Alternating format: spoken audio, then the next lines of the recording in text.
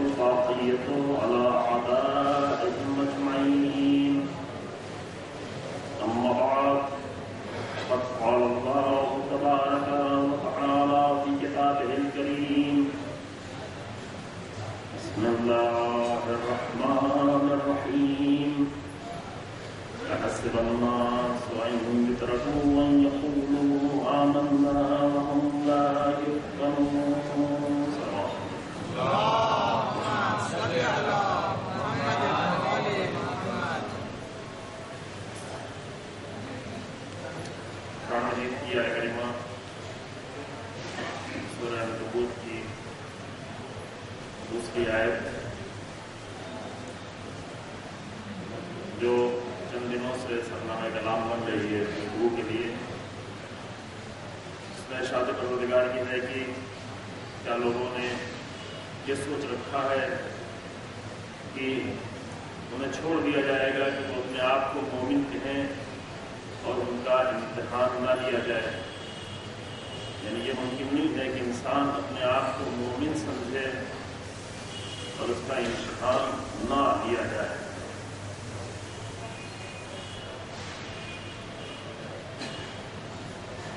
اس آیت کے ذیل میں امتحان اور تربیت الہی کے موضوع پر گفتگو جاری تھی کہ در حقیقت امتحان کے ذریعے سے ذات پروردگار انسانوں کی تربیت کر رہی ہوتی ہے، اور انسانوں کی تربیت اور تکامل اور رشد کے جو طریقے ہیں، جو ذریعے پروردگار نے قرار دیے ہیں، اس میں ایک اہم ذریعہ امتحان ہے۔ ایک ذریعہ جس کے بارے میں کل گفتگو کی گئی اور وہ تھا اسوہ، یعنی اہل بیت علیہ السلام کو اسوہ قرار دینا۔ یہ بھی تربیت کے لیے، انسانوں کے رشد کے لیے، انسانوں کے کمال تک پہنچنے کے لیے، انسانوں کو فضیلتوں تک لے آنے کے لیے، وہ فضیلتیں جو اہل بیت علیہ السلام کی ذات میں پائی جاتی ہیں۔ اسی لیے ان کی محبت کا بھی حکم دیا گیا، پوری رسالت کا اجر مانگا گیا محبت کے طور پہ، جو مانگا گیا کیونکہ اس کے ذریعے سے جو کام لینا ہے، جس مقصد تک انسان کو پہنچانا ہے، وہ مقصد بہت عظیم ہے، بہت ہی بڑا مقصد ہے۔ لہذا مومن کا ایک یہ بھی امتحان ہوتا ہے۔ امام علی علیہ السلام جنگ صفین سے جب پلٹے اور ایک صحابی کے شہادت کی خبر دی گئی کہ جو جنگ صفین میں زخمی ہو گیا تھا اور کوفے میں آ کر شہید ہو گیا، یہ امام کا خاص صحابی تھا، عزیز صحابی تھا۔ جب ان کے شہادت کی خبر ہوئی، امام نے فرمایا کہ لو احبنی جبل لتعافر، اگر پہاڑ بھی مجھ سے محبت کرے گا تو ٹکڑے ٹکڑے ہو جائے گا۔ میری محبت کا انجام بھی ہے، میری محبت میں سختیاں جھیلنی، میری محبت میں مصیبتوں سے گزرنا پڑے گا، میری محبت میں قربانیاں دینی پڑیں گی۔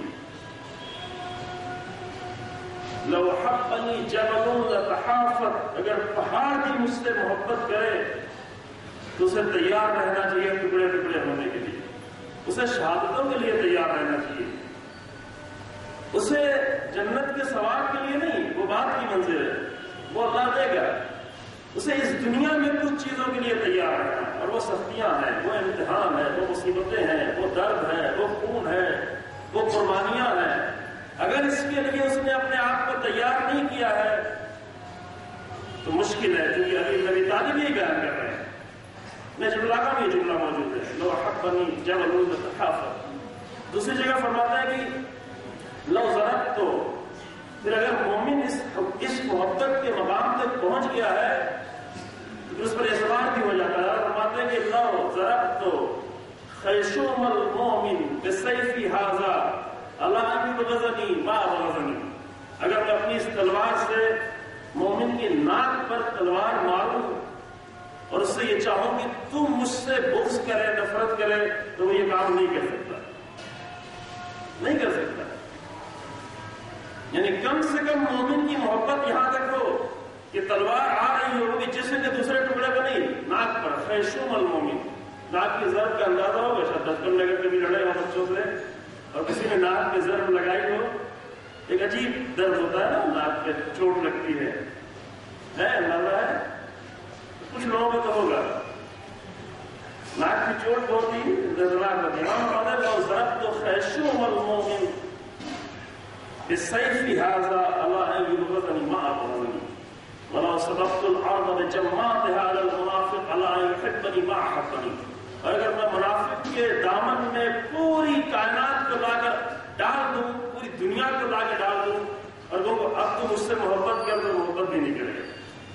یہ تقسیم ہے، علی بن ابی طالب کی محبت تقسیم کر دی گئی ہے، اور اس کی وجہ بھی خود بتائی، کہ اس کی وجہ یہ ہے کہ رسول اللہ نے یہ فرمایا ہے کہ لا یبغضک المؤمن ولا یحبک المنافق، مومن کبھی تم سے نفرت نہیں کر سکتا، منافق کبھی تم سے محبت نہیں کر سکتا، یہ ممکن ہی نہیں ہے، یہ ریکارڈ نہیں ہو سکتا۔ تو یہ محبت اہل بیت ایک عظیم مقصد کے لیے ہے، اور مقصد کیا ہے؟ انسان کو زندگی کا صحیح مقصد اور صحیح ایڈریس بتا دینا کہ یہاں تمہیں آنا ہے، ان فضیلتوں تک تمہیں آنا ہے۔ بعض لوگ ایسی گفتگو کرتے ہیں کہ یعنی گفتگو کے درمیان ایسی باتیں کہ جس سے محبت اہل بیت سست ہو جائے لوگوں کی، محبت اہل بیت میں کرنی ہے، یہ جرم ہے، اور چھوٹا بھی جرم نہیں ہے، بہت بڑا جرم ہے۔ وہ نہیں سمجھے کہ اس محبت سے کہاں تک انسان کو لے جانا ہے۔ ایسی باتیں کہ جہاں پر محبت اہل، اس رابطے میں اگر کوئی کمی اور سستی آ رہی ہے کسی کی بات کے ذریعے سے، یہ ایک جرم ہے۔ اور البتہ دوسری طرف سے بعض لوگ ایسی چیزیں آ کر منسوخ کرتے ہیں کہ جو اہل بیت علیہ السلام کے شایان نشان نہیں ہے، وہ جو ہے شاید نادانی میں کر رہے ہو، لیکن ایسی بات ہے کہ جو ان کے شایان نشان نہیں ہے، تو ان کے لیے مناسب نہیں ہے۔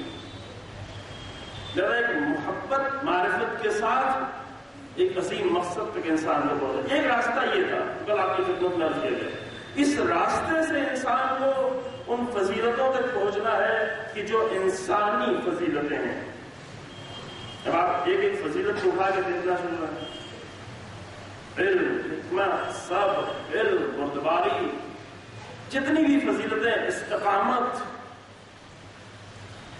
دین کی راہ میں قربانیاں، آخری لمحے تک قربانیاں، انفاق، یہ ساری انسانی فضیلتیں ہیں جو بے انتہا، ایک تو نہیں ہے، بے انتہا یہ فضیلتیں ہیں، اور ان فضیلتوں کا مجموعہ ذات اہل بیت علیہ السلام، اس کے ذریعے سے انسان کی تربیت ہوتی ہے۔ ایک دوسرا راستہ جو پروردگار نے قرار دیا انسان کی تربیت کے لیے اور انسان کو بلند کرنے کے لیے، وہ ہے امتحان۔ امتحان پہلے طرح سے امتحان کو ہم بالکل اپوزٹ تصور سے دیکھتے ہیں، کسی کو امتحان ہو رہا ہوتا ہے، کسی کو سختی ہوتی ہے، سمجھتے ہیں اس پر عذاب آ رہا ہے۔ نہیں، اگر انسان امتحان کے راز کو سمجھ لے، اگر امتحان کے راز کو انسان سمجھ لے، تو جب اس کی طرف امتحان متوجہ ہو تو پروردگار کا شکر ادا کرے کہ پروردگار تو نے ہمیں اس لائق سمجھا کہ تو میرا امتحان لے رہا ہے۔ ہر ایک کا امتحان نہیں ہوتا، اس لائق سمجھا کہ تو میرا امتحان لے رہا ہے، مجھے امتحان کے قابل سمجھا، کیونکہ امتحان انسان کی روح کو بلند کر دیتا ہے۔ ابھی جسم کی بات ہوئی تھی، جسمانی تربیت، جسم کو کامل ہونا، جسم کا مضبوط ہونا، اور یہ بھی بتایا گیا کہ جسم سے یہ نہیں ہے کہ اچھے اچھے کھانے، اچھی غذائیں، اچھی نعمتیں کھا کے جسم مضبوط ہوتا ہے نا۔ یہ جسم کی مضبوطی کا راز یہ نہیں ہے۔ امام علیہ السلام کے جملہ کلام کی خدمت میں جسم کی مضبوطی کا راز کچھ اور ہے، راز ہے اس جسم پر بھی سختیاں ڈالنا۔ ابھی آج کی دنیا میں دیکھیں، جس بہت آرام پسند، یعنی سائنس نے آ کر اتنی سہولتیں انسان کو لا کر فراہم کر دی، اتنی سہولتیں، سائنس میں بہت خوبیاں بھی ہیں، یعنی دونوں رخ ہوتے ہیں۔ بعض انسان صرف کسی چیز کے ایک رخ کو دیکھتا ہے کہ صحیح فیصلہ نہیں کر پاتا، مشکل ہوتی ہے۔ یہ ہمیشہ انسان کی نظر ہونا چاہیے، کسی بھی چیز کو صرف ایک رخ سے نہیں دیکھے۔ اگر صرف ایک رخ سے دیکھتا ہے تو فیصلہ غلط ہوتا ہے، سمجھ نہیں پاتا چیز کو صحیح طریقے سے کیا ہے۔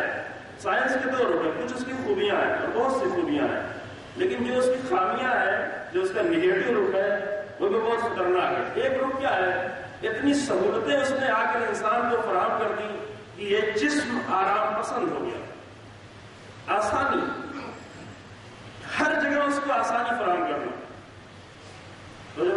ہر جگہ اس کو آسانی فراہم کرنا، جہاں دیکھیں سائنس کا آسانی ڈھونڈنا، انسان کو زیادہ حرکت نہ کرنی پڑے، زیادہ چلنا نہ پڑے، زیادہ جسم کو حرکت میں نہ لانا پڑے۔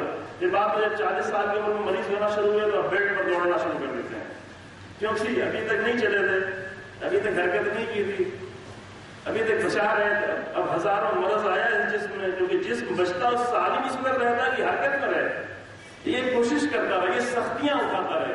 اگر اس نے سختیاں نہیں اٹھائیں تو لازمی اس کا نتیجہ یہ ہے کہ مریض ہو جائے گا۔ اب مریض ہوا تو بیچارہ پریشان، اب سب کھانا چھوٹ گیا، ساری لذتیں چھوٹ گئی، جس کے لیے تڑپتا تھا، جس کے لیے بھاگتا تھا، اب سب کچھ چھوڑا اور گھنٹوں گھنٹوں بیڈ پر دوڑ رہا ہے۔ عجیب منظر ہوتا ہے جب انسان بس دوڑا، ایسا راستہ چل رہا ہے اس کو شرم محسوس ہوتی ہے، لیکن بیڈ پر دوڑنے میں یہ مجبوری ہے، کیونکہ سہولتیں اتنی فراہم کرتی ہیں، گھر سے نکلنا، باہر گاڑی چلا جائے، البتہ یہاں تھوڑا یہاں کے ماحول میں ابھی اتنا نہیں ہے، باہر کے ماحول میں یہ سب زیادہ ہے، یہاں بھی جسم تھوڑا سختیاں اٹھا بھی لیتا ہے، لیکن قانون یہی ہے، قانون جسم کا یہی ہے۔ تو یہ اس کا نگیٹو رخ ہے سائنس کا، یہ اٹھنا نہیں، حرکت، ایک جگہ بیٹھے بیٹھے کنٹرول سے سارا کام کرتے رہنا، پھر بعد میں مشکلات سے بچانا۔ جسم کا بھی قانون یہی، اس کو جب امتحان پہ ڈالا جائے گا تو وہ مضبوط ہوگا، امتحان اس کو مضبوط کرتا ہے، جو کہ روٹیاں بھی انسان کو مضبوط کر سکتی ہیں، نہ کہ ہزار نعمتیں۔ بعض انسان نعمتیں اسی لیے ڈھونڈ رہا ہوتا ہے کہ وہ اپنے جسم کو مضبوط کرنا چاہتے ہیں، لیکن نہیں دیکھا کہ راز کیا ہے جسم کو مضبوط کرنے کا۔ علامہ اقبال کا شعر ہے، اگر مجھے یاد آ جائے، کہ انہوں نے بہت ہی خوبصورت اس نقطے کا اشارہ کیا کہ اگر تمہارے ذات کے اندر شرر موجود ہے، شرر اگر تیری خاک میں ہے، اگر شرر تو خیال ہے فقر و غنا نہ کر۔ اگر تیری ذات میں شرر موجود ہے، روح ہے شرر، شعلے اگر موجود ہے، یہ خاک ہے نا، اگر صرف خاک کو دیکھیں تو یہ خاک بہت ہی کمزور ہے، لیکن اگر اس خاک کے اندر وہ شرر جو اللہ نے ڈالا ہے انسان کے اندر، وہ اگر موجود ہے تو خیال ہے فقر و غنا اگر کہ جہاں میں نان شعیر سے ہے مدار قوت حیدری۔ نان شعیر یعنی جو کی روٹی، شعیر کہتے ہیں جو کی روٹی، آب شعیر یعنی جو کا پانی، کہ جہاں میں نان شعیر پر ہے مدار قوت حیدری۔ حیدری قوت کا مدار کہاں پر جا کر نان شعیر پر ہوتا ہے، لیکن اصل چیز کیا ہوتی ہے جو مضبوط کرتی ہے انسان کو، قوی کرتی ہے، وہ وہی شرر ہے۔ وہ شرر ڈھونڈ لے انسان، اگر وہ شعلہ، وہ تڑپ جو انسان کی روح میں ہوتی ہے، جو ٹوٹتی ہے، جو تلاش کرتی ہے، جو کوشش پر انسان کو مجبور کرتی ہے، جو انسان کی روح کو بلند کر دیتی ہے۔ بلند روح، کامیابی اور جیت جسموں سے نہیں ہوتی، جسم کی نعمتوں سے نہیں ہوتی، جسم کو نعمتیں دینے سے نہیں ہوتی، اسلحوں سے نہیں ہوتی، طاقتوں سے نہیں ہوتی۔ کامیابی کہاں سے ہوتی؟ اس شرر سے ہوتی ہے جو اللہ نے انسان کے اندر قرار ہے، روح کو مضبوط کرنا، مضبوطی روح کی، قوی روح۔ نمونے اس کے بہت موجود ہیں پوری تاریخ میں، آج سے لے کر بہت ہی قدیم زمانے کی تاریخ تک قرآن نے بھی کچھ نمونے بیان کیے ہیں، اور ہمارے سامنے زندہ نمونے موجود ہیں۔ جب جناب طالوت کا چھوٹا سا لشکر 4 منزلوں میں کٹتے ہوئے، اچھی داستان، لمبی داستان کو بھی شاید بیان کیا، بہت ہی خوبصورت داستان ہے، اور قرآن نے صرف 1.5 صفحے، تقریباً 1.5 صفحے سے زیادہ میں بیان کیا ہے۔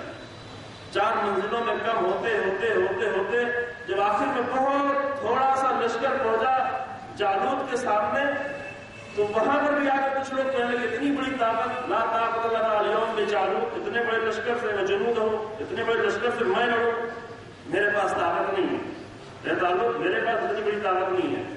لیکن وقال الذین یظنون انہم ملاق اللہ، وہ لوگ کی جو اللہ کی ملاقات کا یقین رکھتے تھے، روح جن کی عظیم تھی، ان کی زبانیاں تھی، انہوں نے کہا کہ کم من فئۃ قلیلۃ غلبت فئۃ کثیرہ، کبھی کبھی چھوٹے چھوٹے گروہ بہت بڑے بڑے گروہ پر جا کر غالب آ جاتے ہیں۔ یہ غلبہ کہاں سے ہوتا ہے؟ یہ جسم کا غلبہ نہیں ہوتا، یہ اسلحوں کا غلبہ نہیں ہوتا، یہ مادیت کا غلبہ نہیں ہوتا، یہ روح جب انسان کی بڑی ہو جاتی ہے تو آگے غالب آ جاتی ہے۔ جو ایک کام انسان کو کرنا ہے اپنی تربیت کے باب میں، اگر اپنے آپ کی تربیت انسان کرنا چاہ رہا ہے، عرض کیسے بچوں کی بات نہیں ہے، تربیت موضوع صرف بچوں کا نہیں، ہر ایک کا، ہر انسان کا موضوع تربیت ہے۔ اگر اپنی جسمانی تربیت سے آگے نکل کر اپنی تربیت کرنا چاہ رہا ہے تو ایک کام انسان کرنا شروع کرے، اپنی روح جو چھوٹی ہوتی چلی جا رہی ہے، مسلسل دبتی چلی جا رہی ہے، میٹیریلزم کے بار کے تحت دبتی چلی جا رہی ہے، دکانوں نے دبایا، گھروں نے دبایا، شہوات نے دبایا، خواہشات نے دبایا، اس روح کو مسلسل دبایا جو انسان کی پہچان تھی، جس روح سے انسان کو پہچانا گیا تھا، اس کو سب نے آ کر دبایا دبایا دبایا۔ اگر انسان اپنی تربیت کرنا چاہتا ہے اس روح کو بلند کرنا شروع کرے۔ روح کی بلندی پھر کامیابیوں تک لے جاتی ہے۔ پھر یہ نہیں دیکھا جاتا کہ یہ تو بہت بڑا لشکر ہے، یہ تو بہت بڑی طاقت، ابھی زندہ نمونے موجود ہیں۔ پچھلی سال سے محرم میں جنگ ہوئی تھی، آپ سب جانتے ہیں، کن لوگوں کے درمیان میں؟ بے اسلحہ لوگوں کے درمیان۔ ایک طرف بے اسلحہ لوگ جن کے پاس کھانا بھی صحیح نہیں ہے، پانی بھی صحیح نہیں، سب پہلے سے بند، کتنے مہینوں سے کھانا پانی بند۔ فلسطین جو قبلہ اول کے لیے جو جنگ کر رہے تھے، بیت المقدس کے لیے، جو اپنی زمینوں کو واپس لینا چاہ رہے ہیں، ان کے لیے کھانا پانی دوائیں سب بند، پہلے سے یہ بند کر کے کوشش یہ تھی کہ روح کو کمزور کر دیں، کیونکہ جب روح کمزور ہو جاتی ہے تو انسان بیعت کرنے کے لیے تیار ہو جاتا ہے۔ ہو جاتا ہے بیعت کرنے کے لیے اسلحے کم کرنے کی ضرورت نہیں ہے، انسان کی روح کمزور کر دی جائے، اور یہ چال چلی جاتی ہے ہر جگہ۔ جہاں بھی یزیدیت ہوگی، یزیدیت یہ چال اپنی چلے گا، پہلے کمزور کیا جائے، پہلے پانی بند کیا جائے، پہلے کھانا بند کیا جائے، پہلے زندگی کے مسائل کو بند کر دیا جائے، تاکہ جب بیعت مانگی جائے تو فوراً بیعت کر لیں۔ لیکن اہل سنت ہی صحیح، اگر انہوں نے روح حسینی اور روح عاشورہ کے اس نقطے کو سمجھ لیا کہ اسلحے جیت نہیں دیتے، تو وہ اتنے دن بھوکے پیاسے رہ کر بھی کامیابی کا نعرہ ساری دنیا میں لگوا دیتے، ساری دنیا اعتراف کرتی کامیابی۔ کیوں؟ یہ کامیابی اسلحوں کی کامیابی نہیں تھی، اسلحے نہیں جیتے، لشکر نہیں جیتا، اور اس کے پہلے 2006 میں حزب اللہ کے نظام میں جنگ، یہ 2008 میں جنگ، یہ بالکل زندہ نمونہ، یہ معجزات ہیں، تازہ معجزے، بہت سے معجزے قرآن میں بچے، جنگ بدر معجزہ تھی، 313 بھوکے پیاسے جو ایک رطب کو توڑ کے آدھا وہ کھاتے تھے، آدھا اسے دیتے تم کھا کے پانی پی لو اور جنگ کرنے جا رہے ہیں۔ ایسے بھوکے پیاسے جن کے پاس اسلحہ چند تلواریں، 2-3 گھوڑے، پورا مجھے یاد نہیں رہا صحیح، میں نے دیکھا نہیں یاد، یہ تعدادیں بھول جاتی ہیں، چند تلواریں جن کے پاس، 2-3 گھوڑے، 2-3 ڈھال، کھجور کی ٹہنیاں لے کر جنگ کرنے جا رہے، کس کے سامنے؟ اس وقت کی مکہ اور عرب کے سپر پاور کے سامنے۔ لیکن قرآن نے معجزہ دکھایا، یہ معجزے ہوتے ہیں، اصل معجزے یہ ہیں، الہی معجزے دکھایا، اور ان 313 لوگوں نے 1000 کے اوپر اس لوہے میں لپٹے ہوئے لشکر پر فتح حاصل کی، اور زندہ نمونہ ہی ہمارے سامنے 4000 جوان، 4000 مومن جوان، اور دنیا کی چھٹی بڑی فوجی طاقت سے 33 دنوں کے اندر جیتے۔ کس لیے جیتے؟ اسلحے کی وجہ سے جیتے نہیں، اسلحے نہیں جیتتے۔ اگر اسلحوں سے ٹکرایا جائے تو یہ اسلحے بہت کمزور ہیں، ہاتھ کے بنائے ہوئے چھوٹے چھوٹے میزائل کچھ نہیں ہے۔ جہاں ساری دنیا سپورٹ کر رہی ہے، جہاں پر جیت ہوتی ہے کس کی؟ عظیم روحوں کی جیت ہوتی ہے۔ اس تربیت میں انسان ایک کام کرنا شروع کرے، اپنی روح کو بڑا کرے، بڑی روحیں کامیاب ہوتی ہیں۔ روح جب بڑی ہو جاتی ہے، بڑی روح جسم پر غالب آنا شروع کرتی ہے۔ روح اگر انسان کی چھوٹی ہوتی ہے تو جسم مسلسل اس پر غالب رہتا ہے۔ امتحان کا کام یہ ہے کہ امتحان کے ذریعے سے مسلسل انسان سختیوں میں ڈال کر اس کی روح کو بلند کر دیا جائے. جب سختیوں میں انسان کامیاب ہوتا ہے تو اس کی روح پکی ہو جاتی ہے, مضبوط ہو جاتی ہے. اگر وہاں پہ ہار گیا, امتحان آیا اور امتحان میں ہار گیا تو مارا گیا, یہ گیا, یہ گیا, یہ تربیت نہیں کر پایا. لیکن اگر امتحان آیا, ایک شخص تھا جس نے آ کر بار بار رسول اللہ کو دعوت دی, میں آپ کی خدمت میں بیان کر دوں, رسول اللہ کو بار بار آ کے دعوت دے رہا تھا کہ اب میرے گھر تشریف لائے کھانا کھانے کے لیے. رسول اللہ منع کر گئے. رسول اللہ ہر گھر میں جا کے, ہر ایک کے گھر میں تو ہر لقمہ نہیں کھا لیتے تھے, لیکن جو اصرار اس کا زیادہ بڑھا تو کہا ٹھیک آئیں گے ہم. اس نے اور بھی اصحاب کو دعوت دی کہ ایک رونق ہو جائے ہمارے گھر میں, رسول اللہ آئے اور مومنین آئے, دعوت ہو جائے. آئے, آ کے بھی دسترخوان میں بیٹھے ہی تھے کہ دیکھا انہوں نے کہ اس کے گھر میں مرغی نے, دیہاتوں میں ہوتا ہے, ابھی بھی ہوتا ہے, مرغیاں پالتے ہیں, مرغیوں کا ایک ڈبہ ہوتا ہے کہیں, اور وہاں انڈے دیتی ہیں, اس کو استفادہ کرتے ہیں. مرغی نے انڈا دیا, اوپر تھی وہ مرغی, اوپر سے انڈا دیا اور انڈا گرتے گرتے کہیں پہ سنبھل گیا, رک گیا, ٹوٹا نہیں.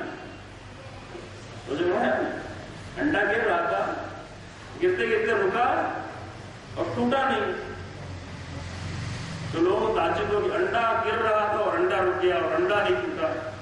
انڈا کو ہلا کے دے تو ٹوٹ جاتا ہے, انڈا کو ہاتھ میں بھی صحیح سے پکڑ کے سوال کے لے جاتے ٹوٹ جاتا ہے, یہ انڈا نہیں ٹوٹا.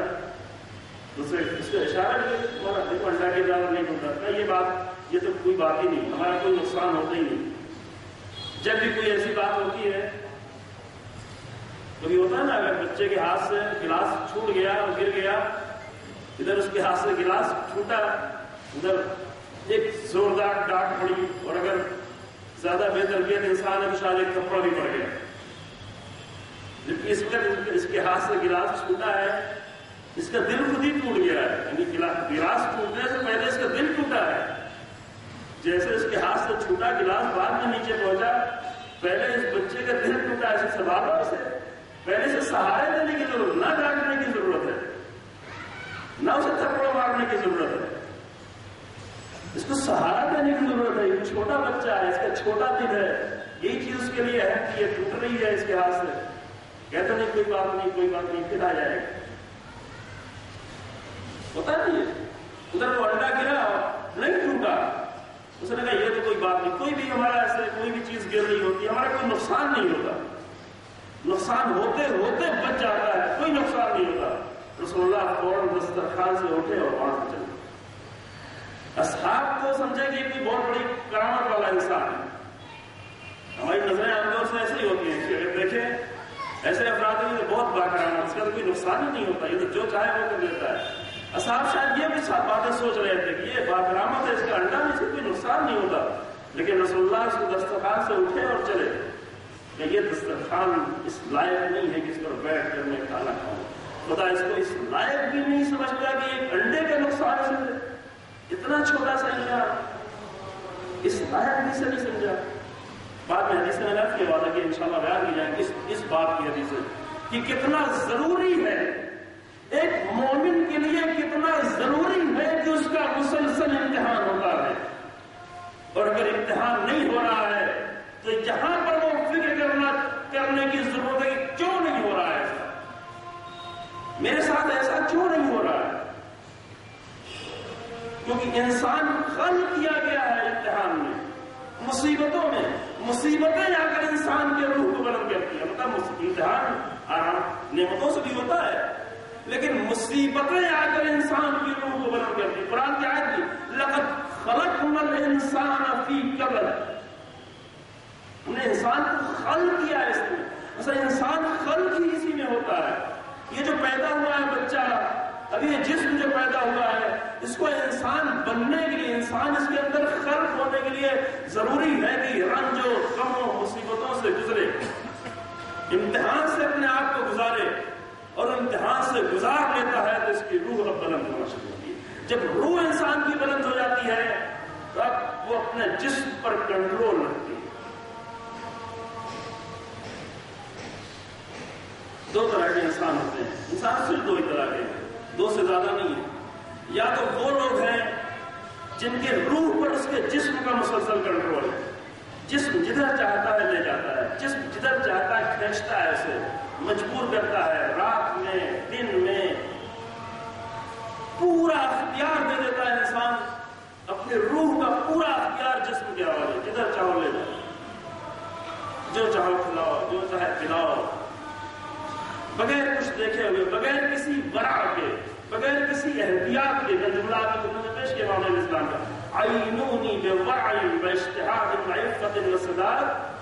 ورع ایسے نہیں قدم اٹھاؤ, لیکن اگر جسم کا غلبہ ہو جاتا ہے انسان کی روح پر تو جسم ہر طرف لے جاتا ہے بغیر کسی احتیاط کے.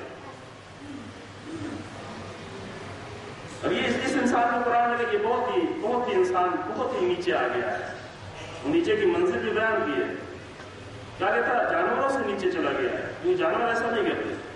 ابھی تقریباً 2 گھنٹے پہلے روم میں لیٹا ہوا تھا, دیکھا ایک کبوتر جو ہے, وہ کبوتر کھڑکی تھی اور کھڑکی سے ادھر گملہ رکھا ہوا تھا, گملے پھول کے, اس میں اس کے کچھ کھانے کی چیز تھی.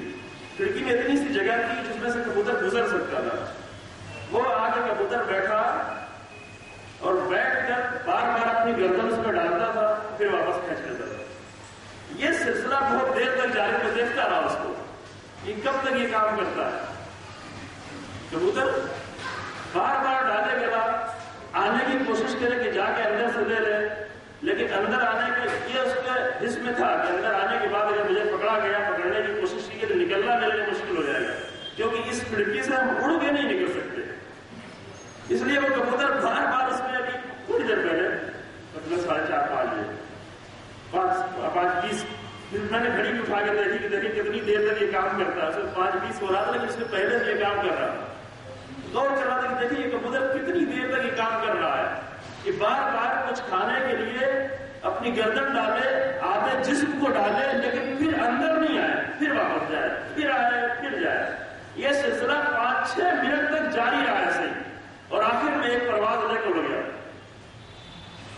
یہاں سے یہ نقطہ سمجھنا, یہ جانور یہ سمجھ رہا ہے اتنا احتیاط, اتنا ہے کہ اس کا دل چاہ رہا ہے کہ جا کر وہ غذا اٹھا لے اندر سے, لیکن احتیاط اتنا زیادہ ہے کہ اگر یہاں پر میں گیا, اگر ہم نے اپنے آپ کو یہاں پر داخل کر لیا تو یہاں سے اپنے آپ کو نکال لینا مشکل ہے, بچا لینا مشکل ہے.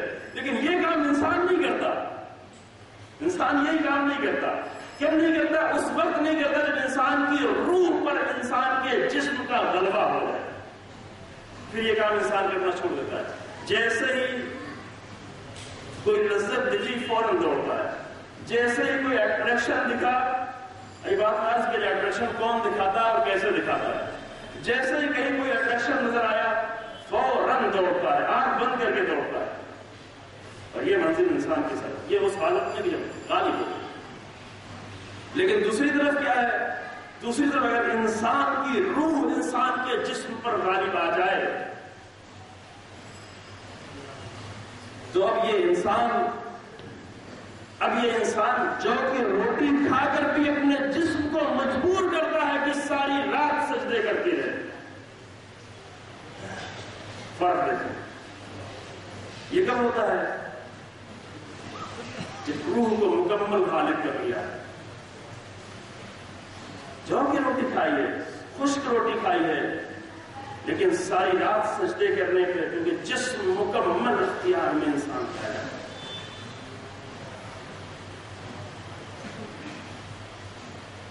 یہی فضیلتیں ہیں, انہی فضیلتوں تک انسان کو جانا ہوتا ہے. اگر روح انسان کے جسم پر غالب آ جاتی ہے تو 3 دن کے روزے کے باوجود مسلسل اپنی روٹیاں دیتا رہتا ہے. یہ روٹیاں نہیں روکنا ہے, یہ جسم طلب کر رہا ہے کہ مجھے روٹی چاہیے. جسم کی طلب یہ ہے, قرآن کی آیت یہ کہتی, مانا بھی یطعمون الطعام علی حبہ, جسم کی محبت یہی ہے کہ روٹی مل جائے اسے. وہ کہیں ایک معنی یہ بھی ہے, ایک معنی یہ بھی اللہ کی محبت ہے, لیکن زیادہ معنی قریب یہ ہے کیونکہ اللہ کی محبت والی بات دوسری والی آیت میں آ رہی ہے. وَيُطْعِمُونَ الطَّعَامَ عَلَىٰ حُبِّهِ مِسْكِينًا وَيَتِيمًا وَأَسِيرًا. کب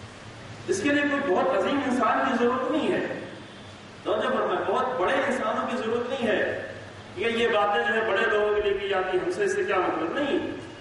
ایک بہت ہی معمولی انسان، ایک معمولی سا چرواہا، ایک بہت ہی معمولی سا چرواہا جو چند بھیڑیں چرا رہا ہے، ایک صحرا میں زندگی گزار رہا ہے، اس کی ایک نئی شادی ہوئی ہے، اس کی بیوی ہے، اس کی ایک ماں ہے، بہت ہی معمولی انسان ہے، بہت ہی چھوٹا سا انسان ہے، لیکن چند لمحے میں اس انسان نے اپنی روح کو اتنا زیادہ بڑا کر لیا کہ حسین ابن علی کے ناصروں میں اس کا شمار ہونے لگا. بہرحال کلوی تذکرہ سنتے ہیں نا، راستے میں ملاقات ہوئی، عاشور سے چند دنوں پہلے، یعنی 2 محرم سے چند دنوں سے پہلے ملاقات ہوئی تھی. وہ گیا تو پانی دینے کے لیے، ماں پریشان تھی، امام گئے گا، کوئی مشکل ہے. قریب میں دیکھا کوئی مسافر یہاں پر ہے، یہ امامت اسی کو کہتے ہیں، کوئی مسافر ہے، شاید اس کی کوئی ضرورت ہو، شاید کوئی مشکل ہو، تنہا دکھ رہی ہے. پوچھا کوئی مشکل کا؟ مشکل ایک ہے، کوئی مشکل ایسے تو نہیں ہے، صرف ایک مشکل ہے کہ یہاں پر کوئی پانی نہیں ہے، آس پاس پانی نہیں دکھائی پڑتا، بہت مشکل ہوتی ہے، بہت دور سے پانی لانا پڑتا ہے، میرا بیٹا پانی لینے کے لیے. امام نے ایک اشارہ کیا اور تازہ صاف و شفاف پانی کا فوارہ جاری ہونا شروع ہوا.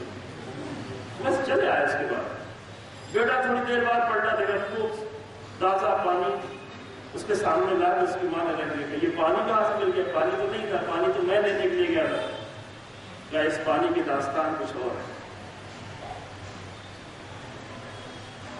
پانی کی داستان ایک عظیم روح نے آ کر ایک عظیم روح سے رابطہ ہو گیا. اسی ایک واقعے نے ایک معمولی انسان اور معمولی روح کو ایک عظیم روح سے متصل کر دیا، اور اس اتصال کا نتیجہ یہ ہوا کہ یہ معمولی روح بھی عظیم روح ہوگی.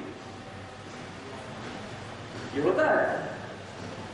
اس کے لیے بہت بڑے انسانوں کی ضرورت نہیں ہے، یہ کام بہت ہی معمولی انسان بھی کر سکتا. لیکن وہاں پر شرط کیا ہے؟ اپنی معمولی روح کو لے جا کر عظیم روح سے متصل کر دے، اور اسی کا نام ہے اس میں اہل بیت. حسینیت بھی اسی لیے ہے تاکہ حسینیت سے آگے انسان متصل ہو جائے. اتصال، ایک رابطہ، ایک ریلیشن جو دور دور سے نہیں، نزدیک سے. بعض لوگ ہوتے ہیں کہ روحیں بڑی ہوتی ہیں، لیکن مقصد اتنا زیادہ پست ہوتا ہے، اتنا حقیر مقصد ہوتا ہے کہ وہ بڑی روح بھی ہلاک ہو جاتی ہے. لیکن بعض انسان بہت ہی معمولی انسان ہوتا ہے، بہت ہی چھوٹا انسان ہوتا ہے، لیکن عظیم مقصد کے لیے بڑی روح سے جا کے متصل ہوتا ہے تو وہ بہت عظیم انسان بن جاتا ہے. بس میں اپنی گفتگو کو تمام کہ شب عاشور میں آج ولادت کی بھی تاریخ ہے. ایک جملہ یہاں بھی بڑی روح کی مثال یہ ہے کہ 14 سال تک زندان میں رہنا. امام کاظم علیہ السلام کی ولادت کی تاریخ شب ولادت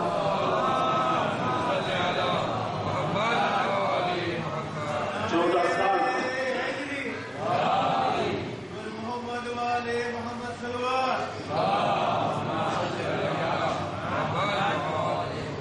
ایک دو دن کا زندان نہیں، 1-2 سال کا زندان نہیں، 14 سال کا زندان. اب یہ جسم کچھ نہیں رہا، یعنی جسم کی حالت یہ ہے کہ مامون اگر اپنی کھڑکی سے دیکھتا ہے پوچھتا ہے وہ کپڑا کیسا پڑا ہوا ہے سفید، کیونکہ اس کپڑے کے نیچے جو جسم ہے اس میں اب کچھ بھی باقی نہیں رہ گیا ہے. لیکن اتنا کمزور جسم ہوتے ہوئے وہ کپڑا مسلسل سجدے میں نظر آ رہا ہے. کیوں؟ اس لیے کہ کمزور جسم کے اندر جو روح موجود ہے وہ بہت ہی عظیم روح ہے، وہ نہیں سجدے سے روک پاتی. اگر اس کے پاس ایک کنیز کو بھی بھیجا جاتا ہے تو یہ روح اتنی زیادہ عظیم ہے کہ وہ روح اس پر اس قدر اثر کرتی ہے کہ وہ کنیز بھی سجدے میں نظر آتی ہے. آئی تھی کسی اور مقصد کے لیے، وہ مقصد بیان نہیں کر سکتے، آپ سنے ہوں گے، جانتے ہیں.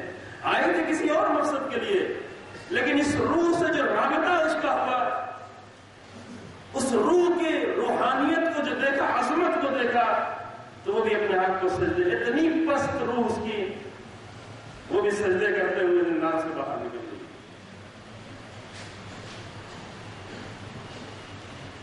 سجدہ کرتی ہے.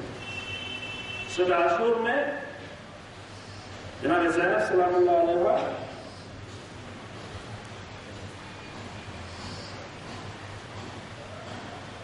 عالم مطلب یہ تھا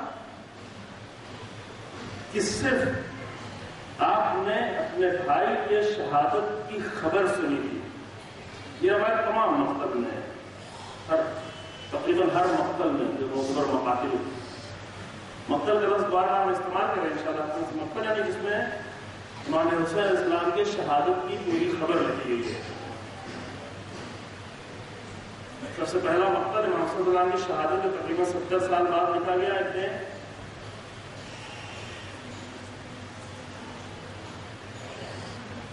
ابن ابی مخنف کے ذریعے سے. وہ مقتل ابھی موجود نہیں، لیکن اس مقتل سے طبری نے بہت ساری روایتیں لے لی تھی اس زمانے میں. ابھی وہ مقتل غائب ہو گیا، لیکن اس زمانے میں مقتل تھا طبری کے زمانے میں. تقریباً 150 سال بعد طبری نے جو اپنی کتاب لکھی، تاریخ کی عظیم کتاب جو اس نے لکھی، اس مقتل سے بہت ساری روایتیں لکھی. اور ابھی کربلا کی شہادت کا ایک منبع خود یہ طبری ہے. طبری کیونکہ بہت پرانی کتابوں میں سے ہے.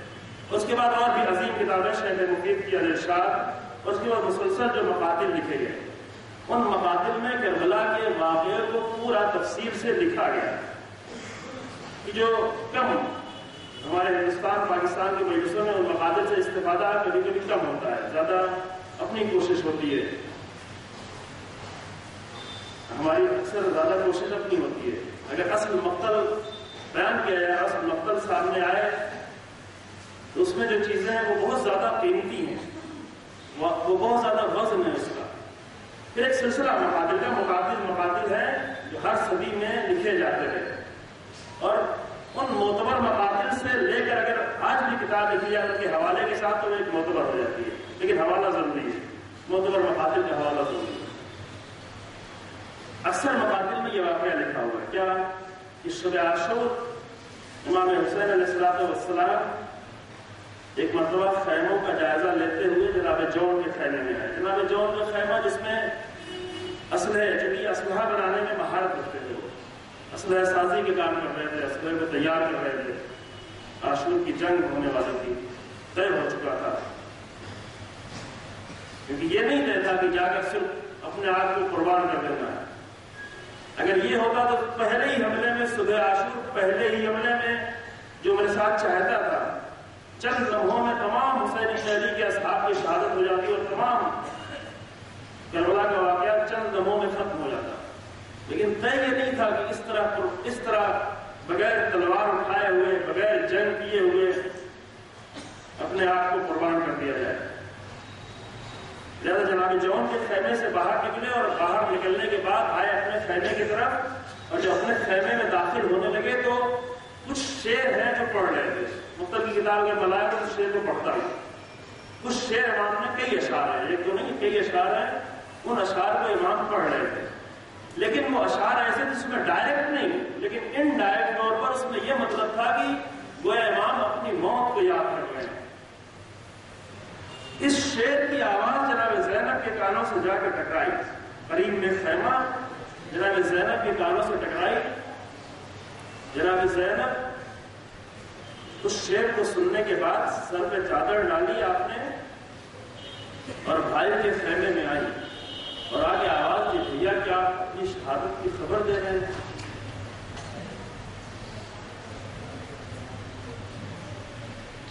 کیا آپ اپنے شہادت کی خبر دے رہے ہیں؟ کہاں ہے بہن. اس کے بعد بھی صاف جملہ شہادت کا نہیں کہا، کچھ جملہ کہا کہ ہاں کل مرغے یا پرندوں کے ضد ہونے کا دن، اس طریقے سے کچھ جملہ. یہ صرف جملہ سننا تھا. یہ جناب روایت کا تمام روایت، یہ صرف جملہ سننا تھا. بھائی کے شہادت کی خبر کا صرف جملہ سننا تھا کہ جناب زینب غش کھا کر زمین پر گر پڑی. یہ مقاتل کہتے ہیں. میں کیا عرض کرنا چاہ رہا ہوں، یعنی شب عاشور کی زینب یہ ہے. شب عاشور کی زینب یہ ہے کہ جنہوں نے صرف بھائی کے شہادت کی خبر سنی ہے اور غش کھا کر زمین پہ گر پڑی ہے. ان شب عاشور کی زینب کو دیکھیں، پھر آئے عصر عاشور کی زینب کو دیکھیں، پھر آئے شام غریبہ کی زینب کو دیکھیں، پھر آئے کہ دیکھیں، پھر آئے کوفے کی زینب کو دیکھیں، پھر آئے شام کے دربار کی زینب کو دیکھیں، پھر آئے شام کے بازار کی زینب کو دیکھیں. یہ کون سی زینب ہے؟ شب عاشور میں صرف شہادت کی خبر سنی تھی، عصر عاشور اپنی آنکھوں سے بہن نے یہ منظر دیکھا، لیکن امتحان کی منزلیں طے کرتے کرتے اس بیوی نے اپنی روح کو اتنا بلند کر لیا ہے کہ اب زینب ہر مصیبت کے لیے تیار ہو چکی. یہ دو واقعے میں بہت زیادہ فاصلہ نہیں ہے، چند گھنٹوں کا 20-22 گھنٹوں کا فاصلہ، لیکن اس 20-22 گھنٹے میں اس کے پہلے بیوی کو غش آ رہا تھا، اس کے پہلے بیوی بھائی کے شہادت کی خبر سننا مشکل تھی، لیکن عصر عاشور امتحان کی منزلیں طے کرتے کرتے زینب اس مقام پر پہنچی. اس کے پہلے بھی زینب علی و فاطمہ کی بیٹی ہے، اس کے پہلے بھی یہ بی بی عظیم ہے، لیکن ایک عاشور نے اس بی بی کو عظمت کے اس مقام پر پہنچا دیا ہے کہ اب سید سجاد کی حفاظت کر رہی ہے زینب، اب سید سجاد کو سنبھال کر خیمے سے لا رہی ہے زینب. اب 11 محرم جو آئی ہے اور جناب زینب اپنے بھائی کی لاش میں پہنچی ہے تو پہلا عمل جو کیا گھٹنوں کو زمین پہ ٹیکا، اپنے ہاتھوں کو بلند کیا، آواز دی ربنا تقبل منا ھذا القربان، اے میرے پروردگار میری اس قربانی کو قبول کر لے. یہ عظمت ہے، روح کی عظمت، یہ زینب بنت علی کی روح کی عظمت ہے. اور بعض روایتوں میں یہ کہ ربنا تقبل منا ھذا القلیل، یہاں زینب کو پہچانے. بھائی کی لاش پر زینب آئی ہے تو کس طرح آئی؟ اے میرے پروردگار میری اس مختصر سی قربانی کو قبول کر لے.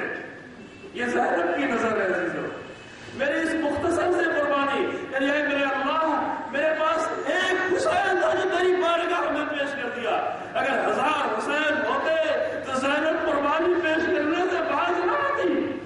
ایک نے ایک موقع، ایک عباس تھا، ایک آل محمد تھے، ایک قاسم تھا، یہ ساری قربانی دے کے آئی ہو کر اس مختصر سے قربانی کو قبول کر لے. یہ عظمت روح زینب ہے،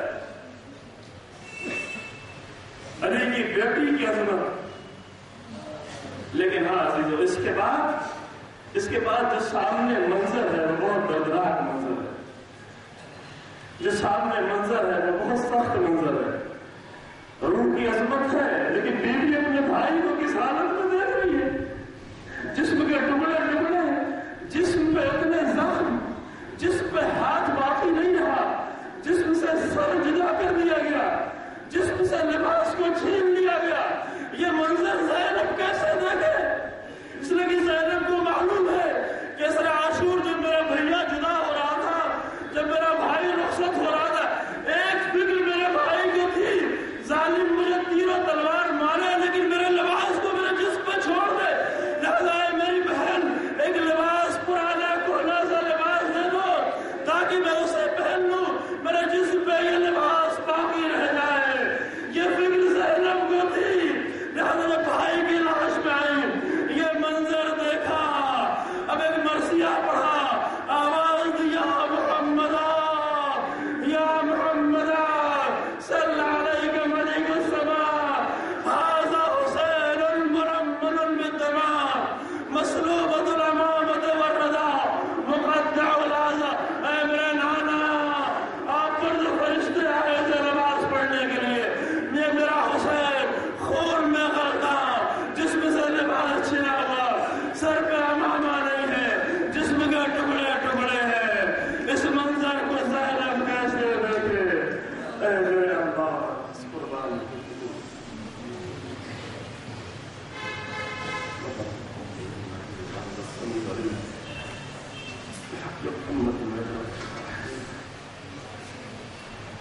ہمارے اس مختصر سے پروگرامات کو قبول کرو، ہمارے حکموں کو بلند ہونے کی توفیق عطا فرما. ہمیں اہل بیت علیہ السلام کی اس زندگی میں اور دنیا میں آخرت میں شفاعت اور زندگی میں محبت کی توفیق عطا فرما.